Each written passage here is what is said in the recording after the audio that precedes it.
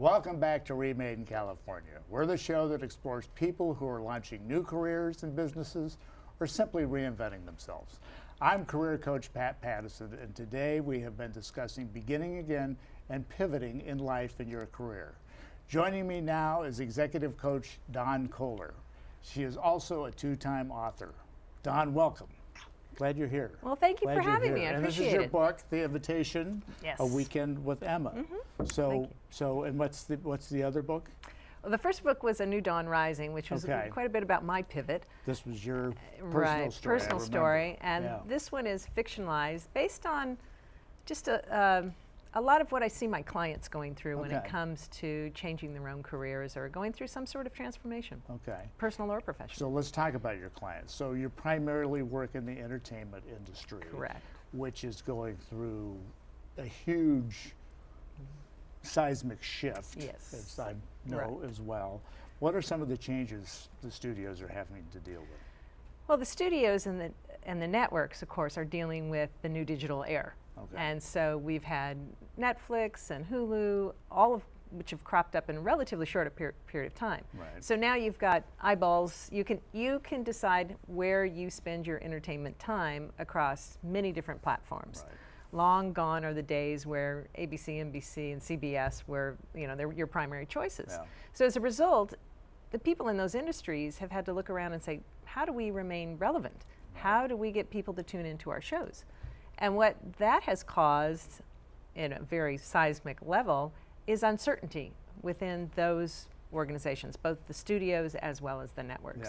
And it's everybody within the back end of that business. You're talking about the people that you typically don't see that are doing the marketing spots, or they're running the creative, and they're wondering, what's next? What's next for the industry, but what's next for me within this industry? And let's talk about that. So in terms of what you're kind of dealing with, this structural shift,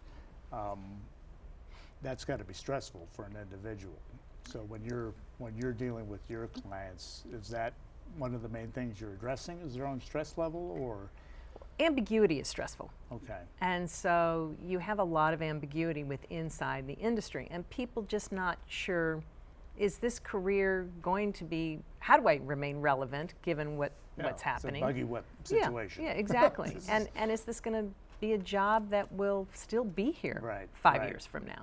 So you have a lot of people that are concerned. And again, it's one thing to be 20 or 30 and say, you know what, I'll retool and I'll jump on what's ever working. But people, more in their 40s and 50s are, do I have time to retool? Yeah, and how, so when you're working with them, what are some of the tips you give them to deal with the stress? And it sounds like, more of a security issue almost. I mean, are there things that you... Well, every client is different. I mean, first of all, my hat's off to the studios for hiring somebody like you to actually, because that's who decides to do that, is the HR department. Sees a need and brings you in. So it's not like these people are hiring you individually. So that's in and of itself a very enlightened culture. Very much so. And I am really just brought in to help people basically develop their careers. So high potentials that they're preparing for advancement, or there's a change coming in the organization. So I can work with a leader and look at what's the best way to perhaps shift within their organization so that they can be more effective or more efficient.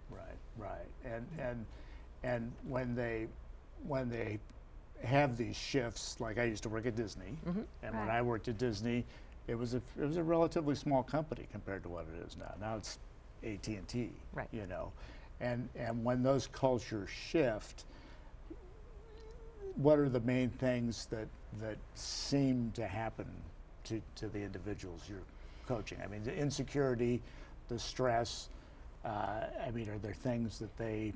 I would say yes, but I look at it more from the perspective of what's the opportunity here? So change presents us with an opportunity. Some people say, well, I need to become more relevant. And to that I say yes, but you also need to become more authentic.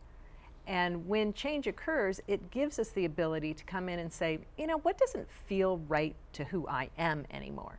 Okay. I had one client, for example, who, very young, wanted to be an entrepreneur, but didn't think that she had the time or the money or the means in order to do that. So went into a network situation in an entry-level position.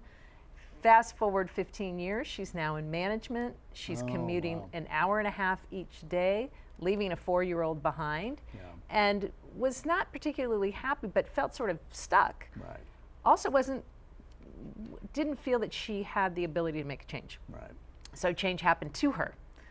Layoff came, she was part of that layoff, and she called me up and she said, all of a sudden I'm out of a What job. have I got to lose?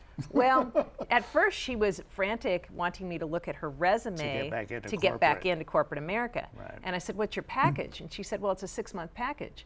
And I said, take a pause. You know, you've got 6 months, you can work a parallel path. Yeah, work on your resume, but at the same time, why not start that company you've always wanted? So while she was working on her resume, she also put up her website, and she put the word out that she was willing to do some client work. Wow. Well, within the first month, she had her first client. By the time her 6-month payout or 6-month package was finished, she had 4 clients, including the network that had laid her off, and she was making more as in her own company than she was as an employee. And was being more authentic. And not only more authentic, she was working out of her house, and now she had time with the 4-year-old. You know, her own child, which was tearing her apart in the other situation. So a lot of times these changes can come from within, or they can happen to us. I look at them as an opportunity to live more authentically.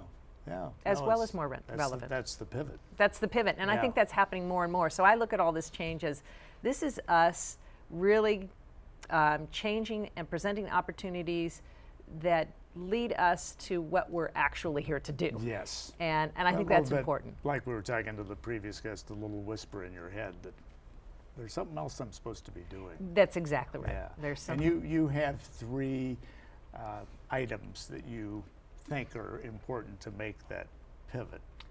Well, tell me, I'm going to throw a curveball at you. Okay. Tell me how you've used those 3 items in your own life.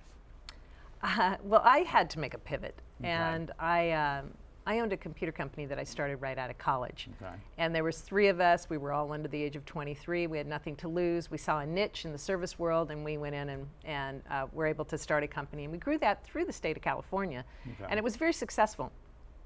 I wasn't really unhappy with the work I was doing. I was actually enjoying it, yet something inside of me was not congruent. And I suffered from some anxiety, which led to some depression. And one day I pulled up to the office and I literally couldn't go in the door. Wow. I had to, I consider it sort of an internal mutiny. Right. The self I was born to be hijacked the one I had created. Right. And I had to go back and do some internal work. What's happening? Why is it happening? What do I really want to do? Right. It really returned me to my passion for writing, which I had as a very young child. And I ended up doing. And I wrote my way out of that situation. Right. And it led to my first book. It led to an opportunity to start a coaching career. Wow. And I've been doing this now for 18 years, writing and coaching, and it's so incredibly satisfying. Yeah. So when you can take those opportunities or listen and do those pivots that help you be more authentic, the rewards are just plentiful. Wow, that's a great. Thank you, Dawn, for joining us. For more information about Dawn and to read her blog or buy her books, visit her website, DawnKohler, KOHLER.com. And for more information on how California's community colleges can help you be remade in California, go to doingwhatmatters.ccco.edu. Thank you for joining us.